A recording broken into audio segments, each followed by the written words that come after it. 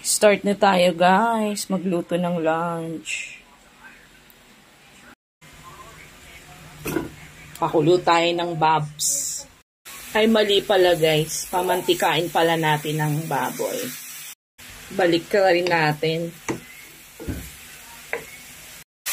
Prito na tayo guys na bawang. Sunod na rin natin yung sibuyas. Haluin natin. Bigyan natin patis. Bigyan natin pinong paminta.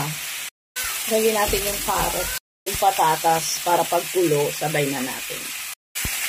Haluin mo na. Lagyan ko na ng isang basong tubig. Hintayin natin kumulo. Isama ko na rin tong pork cubes. Lagay ko na rin tong saging na saba. Habang kumukulo, lagyan na rin natin ng asin. Ito yung pandagdag lasa. Lagay natin tong garbanzo. Sarap nito guys. Mas masarap kung may pamintang buo. So habang kumukulo, lagay na rin natin tong tomato sauce. Haluin natin.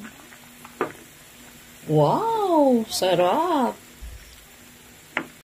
Lagay ko na tong natitirang gulay. Siyempre itong pechay. Ayan, tingnan nyo. Hintayin lang nating maluto yung pechay. Ayan guys, luto na ang ating putserong sarap. Nakalimutan ko palang sabihin guys, nilagyan ko siya ng kaunting sugar para mag-blend yung lasa. Shout out nga pala sa ating viewer na si Sir Rex Reytana. Ito na ang yung request na putsero.